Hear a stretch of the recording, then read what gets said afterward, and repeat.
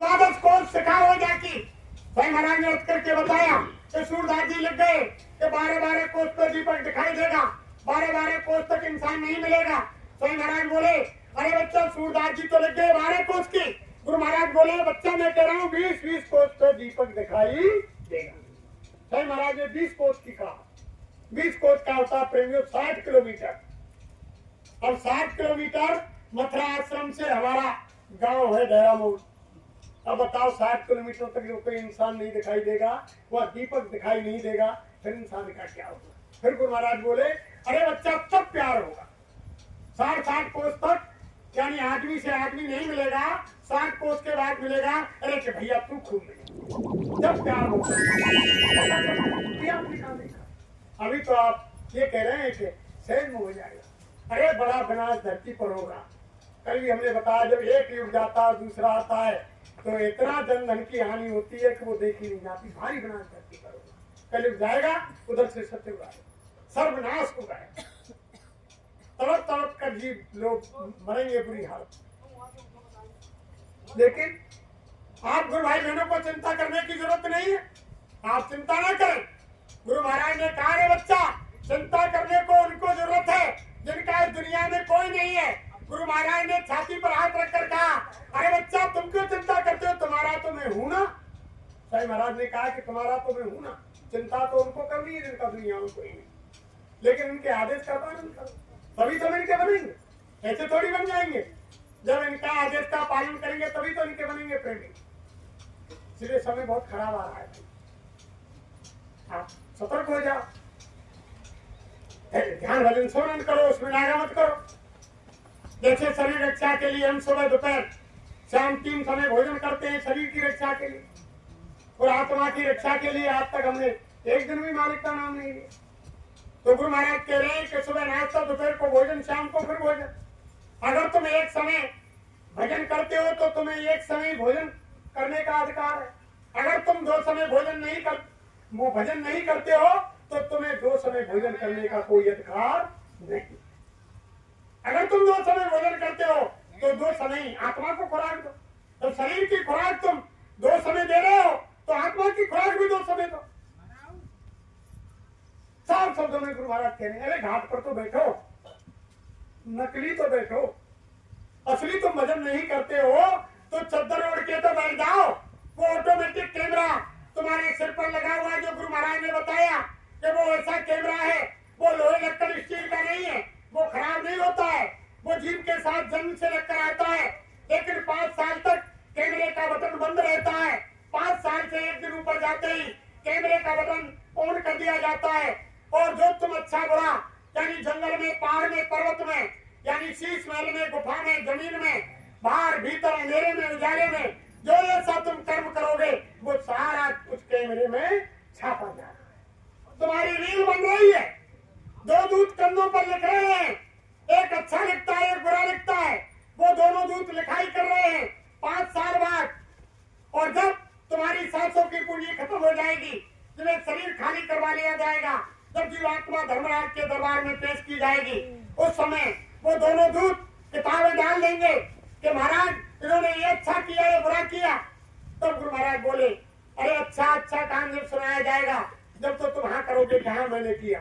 जब तुम्हारे बुरे कर्म का नंबर आएगा वो दूत किताब डालेगा, तब कहेगा कि नहीं मैंने धर्मराज जी मैंने बुरा काम नहीं किया, इन्होंने गलत लिख दिया।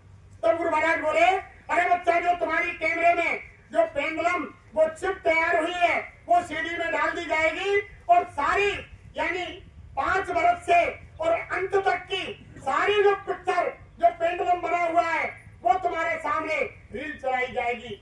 जब तुम शर्म से झुक जाओगे हाँ ये कर्म अच्छा हुआ नहीं, सारी वो रील बन रही, वो रील तैयार हो रही है।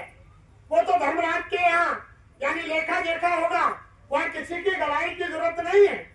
आप ये समझ रहे हो कि जैसे यहाँ कोई मुकदमा हो गया, कोई केस हो गया तो उसमें झूठी गवाही के लिए ले जाते हैं, वहाँ कोई गवाह की जरूरत नहीं है। वहाँ गवाह सबूत तो जो तुम्हारे कर्मों की जो रील बन रही है 2 दूत लिख रहे हैं वही गवाह सबूत है। इसलिए गुरु महाराज कहते हैं कि कोई ऐसा कर्म मत करो जाकर टोपी और टाट पहन करके और यानी जय गुरुदेव के बंदे कहला करके कि जो संसार वाले मेरी तरफ उंगली उठा, यानी वो उंगली हमारी तुम्हारी तरफ नहीं उठ रही है, वो उंगली गुरु महाराज की तरफ उठ रही है कि तुम्हारे गुरु महाराज क्या ऐसे ही हैं, उन्होंने यही सिखाया क्या? कोई भी कर्म ऐसा गुरु भाई बहनों नहीं होना चाहिए, कोई वाणी से वचन ऐसा नहीं निकलना चाहिए जिससे यानी गुरु महाराज की तरफ और हमारी तुम्हारी तरफ कोई संसार वाली उंगली उठा, ऐसा काम कर। अरे प्रेमियों, ये जगह जगह गुरु महाराज की दया से सत्संगों के आयोजन हो रहे हैं, ये इसीलिए तो हो रहे हैं कि हमारे प्रेमियों में ताजगी है। सत्संग जल जो कोई पावे और मैलाई सब कट कट जाए, यानी मैल सत्संग से ही मैल खत्म होता है। अंदर की गंदगी सत्संग से निकलती है, सत्संग से ताजगी आती है। अगर तुमने किसी पेड़ यानी गमला में या जमीन में कोई पौधा बीज डाल दिया, उसका अंकुर निकल आया, अगर तुम उसमें पानी नहीं देंगे तो वो अंकुर सूख जाएगा। ऐसे ही ये सत्संग जल है, जब गुरु महाराज ने तुमको नामदान दिया वो एक अंकुर है, जब तुम उसमें पानी नहीं देंगे तो वो सूख जाएगा, तुम्हारा मन मोटा हो जाएगा, ध्यान भजन की तरफ तुम्हारा यानी ध्यान हट जाएगा, यानी करोगे ही नहीं। और जब सत्संग सुनते रहोगे गुरु के वचनों की और चोट जब मन के ऊपर पड़ती रहेगी तो मन फिर ध्यान भजन की तरफ मुड़ेगा, तभी मुड़ेगा, मन ऐसे नहीं मुड़ेगा। मन जब ही मुड़ेगा जब गुरु के वचन मन के ऊपर अटैक करेंगे, उनकी चोट मन के ऊपर पड़ेगी, तब मन भजन ध्यान के लिए खड़ा होगा, नहीं बनना नहीं होगा। ये तो बड़ा शैतान है। तभी तो गुरु महाराज ने कहा कि एक राजा थे, राजा, और वो जंगल में गए घूमने के लिए। जब जंगल में घूमने के लिए गए तो भूत मिल गया। जब राजा को भूत मिला, राजा ने कहा कि तुम कौन? कि मैं भूत हूं। भूत कि तुम क्या करते हो? कि महाराज मैं वो काम करता हूं जो काम किसी पर नहीं होता, उस काम को मैं करता हूं। अब राजा बोला कि ये तो बड़े काम की चीज है, क्या तुम हमारे साथ चलोगे? हाँ कि राजा हम तुम्हारे साथ तो चलेंगे, हमारी एक शर्त होगी। कि बताओ क्या शर्त होगी? कि हम बैठे नहीं रहेंगे, खाली नहीं रहेंगे, निठल्ले नहीं रहेंगे, हमको काम चाहिए, लगातार काम चाहिए, और काम समाप्त होने के अगर हमको काम नहीं मिला, हम निठल्ले रहे तो राजा हम तुमको मार देंगे, हम तुमको मार देंगे, हमको काम चाहिए। राजा ने कहा कि मेरे पास इतना राज दरबार में इतना काम है, रात दिन करता रहे, चलो हमारे साथ। तो राजा ने कहा कि हमारी भी शर्त है कि देख भाई भूत, अगर तुमने हमारा काम नहीं किया समय से तो हम भी तुमको फांसी पर चढ़ा देंगे कि महाराज ये मुझे मंजूर है, जो तुम कहेंगे समय से काम नहीं हो तो हमको फांसी चढ़ा दे। अब राजा भूत को ले आए, राजमहल में आ गए, दरबार में, और दरबार में भूत आ गया। राजा ने मंत्री को बुलाया, अरे मंत्री, वो हमारे राज के अंदर जितना काम है वो सारे काम की लिस्ट बनाओ और इस भूत को दे दो। अब मंत्री ने लिस्ट बनाई, वो यानी पूरी साल की लिस्ट बनाई कि पूरी साल का काम है महाराज, पूरे साल की लिस्ट बनाकर तैयार कर दी और भूत को दे दी। अब वो साल भर की बजाय यानी एक ही महीने में सारा काम भूत ने खत्म कर दिया। और खत्म करके राजा से बोला कि महाराज अब हमको काम दो, तुम्हारी ये लिस्ट पकड़ो, ये तुम्हारा सारा काम किसी को भेजो और जानकारी करे, तुम्हारा सारा काम हो गया। अब राजा कहने लगा कि जो 12 महीने का काम इसने 1 महीने में कर दिया तो अब मैं इसके पास काम कहां से लाऊंगा। और उसकी बुद्धि ठनकने लगी कि अब क्या किया जाए, कि राजा जल्दी करो और कोई काम हो बताओ। राजा ने मंत्री बुलाया, छोटा मोटा काम और बताया, बताने के बाद भूत को काम पर भेज दिया। और महात्मा जी के गुरु थे, राजा के गुरु थे महात्मा, उनके पास गए, जाकर के दंडवत प्रणाम किया कि हजूर फंस गया, मर गया मैं। कि बच्चा क्या हुआ? कि महाराज एक भूत को ले गया मैं, और भूत ने कहा कि अगर मुझको काम नहीं मिला तो मैं तुमको जान से मार दूंगा। अब वो 12 महीने के काम को 1 महीने में कर देता है, और 12 घंटे के काम को यानी 12 मिनट में ही कर देता है। बताओ उसको क्या किया जाए कि बच्चा ऐसा करना कि काम राजकाज का हो उसको करवाना नहीं, आंगन में एक बांस गाड़ देना, बल्ली एक पोल गाड़ देना और उस भूत से कह देना कि जब कोई काम नहीं हो इस पे चढ़ो उतरो चढ़ो उतरो चढ़ो उतरो। राजा ने कहा कि ये तो बहुत सुलभ काम है, जान बच गई। और महात्मा जी के पास से राजा दरबार में आए और दरबार में आकर मंत्री सिपाहियों से कहा कि एक पोल लाओ, बड़ी बल्ली लाओ। पोल को ला करके वहां गाड़ दिया आंगन में और भूत काम करके आए और राजा ने कह दिया कि अरे तुम पर कोई काम नहीं, तुम्हारा काम है इस बात पर ऊपर चढ़ो उतरो चढ़ो उतरो चढ़ो उतरो। अब गुरु महाराज बोले इस कहानी के बाद बच्चा वो कोई भूत दूसरा नहीं है, ये भूत है तुम्हारा मन, ये तुम्हारा मन है। इसके पास जब कोई काम नहीं होगा तो ये शैतानी करेगा, ये तुम्हें मारने की कोशिश करेगा, ये तुम्हें नरक में गड्ढे में ले जाने का काम करेगा, तुम्हारी आत्मा को नरक 84 में भेजने का काम करेगा। ये और कोई भूत नहीं है, भूत है तुम्हारा मन। सही महाराज बोले अरे से तुम नाम रूपी बल्ली, वो नाम रूपी बल्ली, वो नाम सतगुरु से ले लो, वो नाम रूपी बल्ली तुम्हारे मनुष्य शरीर के आंगन में गाड़ दो और उस पर इस भूत को चढ़ाओ उतारो चढ़ाओ उतारो, तब ये यानी कबादे में आए। जब ये यानी बस में होगा प्रेम, ये वही भूत है, ये शैतान है। इसलिए आप सभी गुरु महाराज से यानी जब भी ध्यान भजन करें, जब भी ध्यान भजन पर पहले एक प्रार्थना बोले विरह की और प्रार्थना बोलने के बाद पहले गुरु महाराज को दृष्टि प्रणाम करें, फिर पांचों धनियों को जो 5 नाम बताए हैं गुरु महाराज ने उनके स्वरूप को याद करके पांचों धनियों को दृष्टि प्रणाम करें, फिर गुरु महाराज को दृष्टि प्रणाम करें, तब माला शुरू करें या ध्यान शुरू करें, भजन शुरू करें। जब तुम्हारा स्मरण हो जाए, ध्यान हो जाए, भजन हो जाए, उसके बाद फिर एक प्रार्थना बोलो और गुरु महाराज को फिर दृष्टि प्रणाम करो, पांचों धनियों को दृष्टि प्रणाम करो, फिर गुरु को दृष्टि प्रणाम करो, तब उसका समापन करो। स्वामी महाराज ने कहा जब तुम ध्यान भजन स्मरण करने से पहले पांचों धनियों को और प्रणाम करोगे तो पांचों धनी को रूप याद करके जब तुम प्रणाम करोगे दृष्टि प्रणाम, तो गुरु महाराज बोले अरे बच्चा वो पांचों धनी खुश होंगे कि मेरे रूप को याद करके और ये मुझको दृष्टि प्रणाम कौन कर रहा है और मेरे भेद को बताने वाला कौन है जिसने मेरे भेद को बताया, वो यानी तुमको धन्यवाद करेगा और तुम्हारा रास्ता खोल देगा। और बिना दृष्टि प्रणाम किए तुम रात दिन ध्यान भजन स्मरण करते रहो, वो रास्ता आपका धीरे से नहीं खुलेगा। ये काम करने के बाद ही आप यानी ध्यान भजन स्मरण करें तो देखो कितनी राहत मिलती है, बहुत राहत मिलेगी। तमाम छोटी छोटी बातें गुरु महाराज की हम आपने उनको सत्संग में ध्यान नहीं दिया, अगर ध्यान में ला करके अमल में ला करके गुरु महाराज के वचनों को सुनते तो आज ये हालत हमारी आपकी नहीं। हम तो उस बोरे में रह गए कि हम तो यानी जिले के अध्यक्ष बना दिए, हम जिले के महामंत्री हैं, हम पूरे यानी प्रांत के कोषाध्यक्ष हैं, हम तो यहाँ यानी हमारे दफ्तर में लिखा पढ़ी करेंगे, हमें सत्संग सुनने की क्या जरूरत है, हम तो भंडारे की व्यवस्था देखेंगे। हमने यानी वो काम किए लेकिन गुरु महाराज का सत्संग नहीं सुना और गुरु महाराज कहते थे अरे बच्चा सत्संग में आगे बैठो।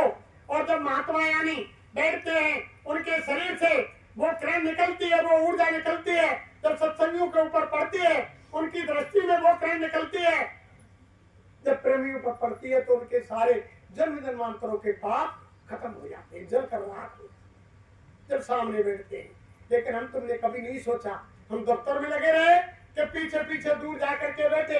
बहुत से प्रेमी गुरु महाराज के सामने आकर के सत्संग से 1-2 घंटे पहले बैठ जाते थे कि गुरु महाराज के सामने नजदीक रहेंगे, उनकी दृष्टि हम पर पड़ेगी।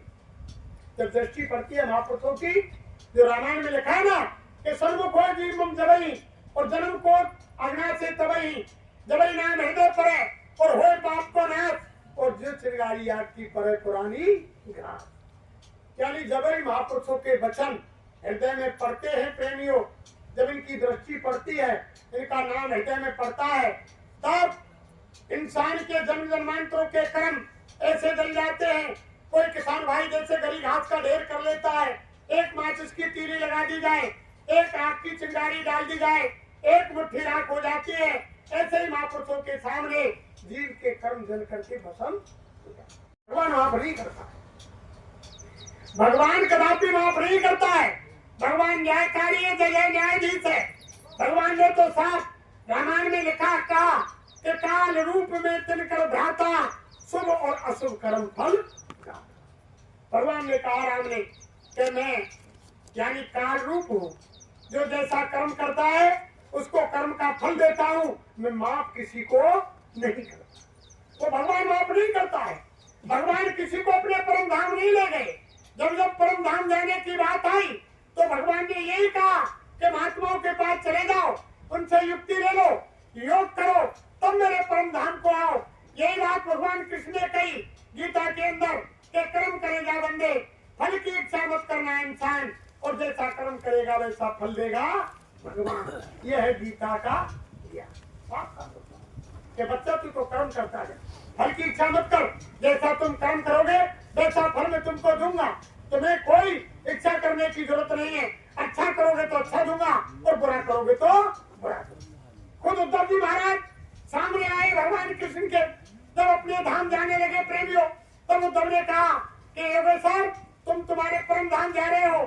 यहाँ महाराज उद्धव जी मैं मेरे धाम को जा रहा हूँ, मेरा सारा काम हो। तब उद्धव ने कहा कि हे योगेश्वर कृष्ण मुझे भी तुम्हारे परम धाम ले चलो।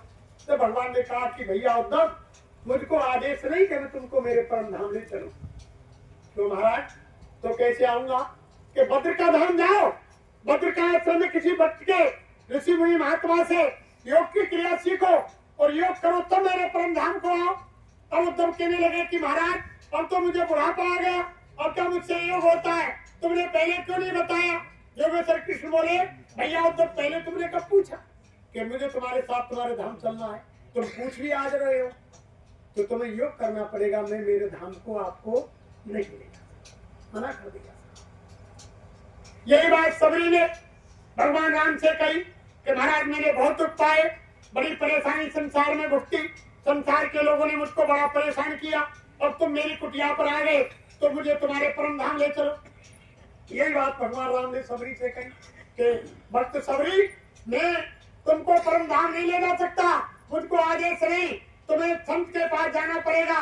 पहली भक्ति में बताया कि प्रथम भगत संतन कर कि तुम संतों का संग करो तब मेरे परम धाम को आ सकती हो। यही बात मीराबाई को, मीराबाई पहले कृष्ण की भक्ति प्रेमी है। मीराबाई ने सबसे पहले भगवान कृष्ण की भक्ति की, उन्हीं को अपना पति मान लिया था। मूर्ति भगवान कृष्ण की 24 घंटे मीराबाई साथ रखती थी, घर वालों ने निकाल दिया। जब भगवान कृष्ण भक्ति से खुश होकर के सामने प्रकट हो गए तो मीराबाई ने कहा कि हे योगेश्वर महाराज मुझको संसार वालों ने बड़ा परेशान किया, बड़ी यातनाएं दी, बड़ा दुख तकलीफ दिया, मैं यहाँ परेशान हूँ, अब तुम मुझ पर ऐसी दया करो, तुम्हारे परम धाम को ले चलो। तब भगवान कृष्ण ने मीरा से कहा कि हे बच्ची मीरा मुझको ये आदेश नहीं कि मैं तुमको परम धाम को ले जाऊं, तुम्हें किसी भक्त के महात्मा के पास जाना पड़ेगा, भक्त के सतगुरु की तलाश करो, उनसे रास्ता लो और योग करो तब मेरे परम धाम को आओ। तब मीरा ने कहा कि हे योगेश्वर भगवान अब मैं यानी भक्त का महात्मा, भक्त का सतगुरु कहाँ खोजूं, आप ही बताओ। तो भगवान कृष्ण ने कहा इस समय भक्त के सतगुरु जो जाति के यानी जाटव चमार हैं वो रघुदास महाराज हैं, तुम उनके पास जाओ और उनसे रास्ता लो और बैठ के भजन करो तब मेरे धाम को आओ। तब मीरा ने रघुदास महाराज को गुरु बनाया, तब ध्यान भजन सुमरन किया। तब मीरा ने कहा कि पायो जी मैंने नाम रतन धन, बस तो मोलक दी मेरे सतगुरु, करी कृपा अपनायो और खर्च ना होवे और चोर ना लेवे और दिन दिन होत सवायो, पायो जी मैंने नाम रतन धन। तब मीरा ने जब उन्होंने गुरु बनाया, रात दिन जाती रहे। तो प्रेमी हो, बड़ी मेहनत करनी पड़ेगी, बिना मेहनत के और ये काम नहीं होगा। और असली मेहनत तो यही है कि सच्चा प्यार गुरु से कर लो। गुरु की पूजा में सबकी पूजा, और गुरु समान देव नहीं। गुरु ब्रह्मा गुरु विष्णु गुरुदेव महेश्वरा, गुरु साक्षात परम ब्रह्म, तस्मै श्री गुरुवे नमः। ध्यान मूलम गुरु मूर्ति, पूजा मूलम गुरु पदम, मंत्र मूलम गुरु वाक्य, मोक्ष मूलम गुरु के। तीन लोक नो खंड में, और गुरु से बड़ा न कोई, करता करे न कर सके, और गुरु करे सो राम कृष्ण से कौन बड़े, और जिन्न हूँ गुरु की, और तीन लोक के अधिपति गुरु आगे आदि। तो बिना गुरु के कोई काम चलने वाला नहीं, लेकिन गुरु होना चाहिए पूरा। जब तक सच्चे सतगुरु, गुरु तो बहुत होते हैं, सतगुरु एक होता है केवल, सतगुरु एक, गुरु बहुत है। यानी सतगुरु एक होता है, जब तक सतगुरु नहीं मिलेंगे तब तक यानी जीव का कल्याण नहीं होगा। तभी रामायण में लिख दिया कि सतगुरु मिले तो सब मिला, नहीं तो मिला न कोई, और मात पिता सुत बांधवा ये तो घर घर। फिर क्या कहा कि सतगुरु खोजरी प्यारी, जगत में दुर्लभ रतन यही। इसलिए सतगुरु की तलाश कर सबसे दुर्लभ रतन। तो देखो प्रेमियों, अगर हमसे कहने सुनने में कोई अपशब्द निकला और किसी भाई बहन के हृदय में ठेस पहुंची हो, तो आपके आंगन के मथुरा की पल्ली उगलन भरत आंगन के बच्चे हैं। और हमने पहले बता दिया कि ना हम कोई संत है, ना महात्मा है, ना हम कोई ज्ञानी है, ना विज्ञानी है, ना हम कोई विद्वान है, ना हम कोई वक्ता है। हम तो आप जैसे जिम्मेदार के बच्चे हैं, लेकिन गुरु महाराज की छत्र छाया में रहे, इनके आदेश में निकले, इनका संदेश आप भाई बहनों के बीच में गुरु महाराज की दया से उन्होंने जो कुछ कहलवाया, हम हमारा उसमें कुछ नहीं। अगर हमसे कोई शब्द लिखना हो तो हम आप भाई बहनों से माफी चाहते हैं। और जितने भी यहाँ प्रेमी भाई बहन बैठे हैं और हमारे गाँव निवासी आए हैं, वो धन्य हैं, उन्होंने अपना अमूल्य समय और गुरु महाराज के वचनों को सुनने के लिए दिया। अब मैं उनसे इतनी प्रार्थना जरूर करूंगा कि उनके चरणों में अपना मस्तक रख के कि आप भजन आज से भजन जरूर करें। अगर आपने कोई नामदान ले रखा है उससे करो, और कोई भी चीज नहीं है तो हमारे गुरु महाराज ने कहा कि तुम जय गुरुदेव नाम से और यानी माला करो, हाथ में लेटकर बैठकर भजन करो। देखो सच्ची आत्मा से तुमने लगातार 15 दिन 1 महीना जय गुरुदेव नाम से स्मरण किया, भजन माला की, यही बाबा जी जो तुम्हारे सामने तस्वीर लगी है, तुम्हारे सिराने आकर खड़े नहीं हो जाए तो बाबा जी को बाबा जी मत कहना। ये तुम्हारे सिराने आकर खड़े हो जाएंगे और कहेंगे, कोई माता बहन देवी के पास आएंगे, और बच्ची तुम भजन करना चाहते हो, ये नामदान ले लो, तुमको नामदान दे देंगे। कोई भाई लोग होगा सच्ची आत्मा से करेंगे, 15 दिन में खड़े हो जाएंगे सिराने आकर, अरे बच्चा तुम भजन करना चाहते हो, ये नामदान ले लो, ये ऐसे बाबा है। अरे तुम्हारा कोई पैसा कर थोड़ी होता, चलते फिरते रोते गाते दुख सुख में मन को समझा के खाना बना रही है, झाड़ू पोछा कर रही है, खेत खलिहान में काम कर रही है, मुँह से जय गुरुदेव बोलते जा। अरे जब तुम भोजन बनाएंगी, सब्जी काटेंगी और जय गुरुदेव बोलेंगी तो भोजन नहीं, वो प्रसाद बन जाएगा। जो भाई बहनों यानी मालिक के प्रसाद को खाएगा उसकी बुद्धि ऑटोमेटिक बदल जाएगी, घर में सुख शांति आएगी। अरे अगर तुम परिवार को सुखी देखना चाहते हो, घर में अमन चैन लाना चाहते हो, सुख समृद्धि लाना चाहते हो, तो भजन कर लो। कुछ नहीं, जय गुरुदेव नाम से कर लो, करके तो देखो, कोई तुम्हारा पैसा खर्च थोड़ी होता है। अगर नुकसान हो तो मत करना, फायदा हो तो करते रहना। एक दिन आज तुम शाम को ही करके 10-20 मिनट देखना, जय गुरुदेव। सुबह जगेंगे जब, कितनी तुम्हारी बुद्धि में शांति आती है, कितना अमन चैन घर के अंदर आता है। ये पागल नहीं है जो बाबा जी के बंदे जाकर टोपी पहन करके जगह जगह घूम रहे, अपनी गाड़ियों में डीजल पेट्रोल भरा रहे हैं। कोई आपके गाँव में इसलिए नहीं आए कि इन्होंने कोई चुनाव लड़ना हो, MP MLA का चुनाव लड़ रहे हो कि भैया नगरिया वालों वोट दे दीजिए हमको। हम तुमसे वोट नोट मांगने नहीं आए, हमारी भैंस नहीं चोरी गई है तो पूछ रहे हो नगरिया वाले ने कि भैया हमारी भैंस देखी क्या तुमने। ये तो बाबा जी का संदेश लेकर के आपके बीच में आए, इन्हें कोई लोग लालच नहीं, ये तो केवल गुरु के आदेश से ये इसलिए आए हैं कि तुम्हारी आत्मा का कल्याण हो। अपनी आत्मा का कल्याण तो ये कर ही रहे हैं, और ये दूसरी की आत्मा का कल्याण करने के लिए बाबा जी ने गई। कोई लोग लालच नहीं है, अपनी गाड़ियों में पेट्रोल जला रहे हैं। इस समय हमारे राजस्थान में तो सरसों की कटाई चल रही है, आदमी किसी हालत में नहीं मिल रहा है, फिर भी काम काज छोड़ करके लोग इसमें आप अमल करो, ध्यान दो। कितनी इतनी दूर से लोग आए और आप अपने यहाँ पास के गांव से निकल के नहीं आ रहे हैं, लेकिन उनके पुण्य नहीं, ऐसे नहीं आ सकती गुरु के दरबार। वही आत्मा आएगी जिनके पुण्य पूर्व जन्म की खेल है। इसलिए आप भजन जरूर करें। आज से मेरी हाथ जोड़ के सबसे प्रार्थना है, या गुरु के दरबार में संकल्प लें। हमारे गुरु भाई भी लें जो यानी भजन नहीं करते हैं, वो नागा कर रखी है, वो आज संकल्प लें कि हम भजन करेंगे। और जो यानी जिन्होंने नामदान नहीं लिया, वो भी आज संकल्प लेकर जाए कि हम आज से भजन करेंगे और नागा नहीं। यही सार्थक है, इसी से रक्षा होगी, इसी से आत्मा का कल्याण होगा। आप 1 मिनट के लिए कीर्तन करो। जय गुरुदेव बोलो भैया, याई के पार लगेगी नैया। जय गुरुदेव बोलो याई के पार लगेगी नैया। जय गुरुदेव बोलो भैया, याई के पार लगेगी नैया। जय गुरुदेव बोलो भैया, याई से पार लगेगी नैया। जय गुरुदेव बोलो प्यारे, याई के कष्ट मिटेंगे सारे। जय गुरुदेव बोलो प्यारे, याई से कष्ट मिटेंगे सारे। जय गुरुदेव बोलो प्यारे, याई के कष्ट मिटेंगे सारे। जय गुरुदेव बोलो प्यारे, याई से कष्ट मिटेंगे सारे।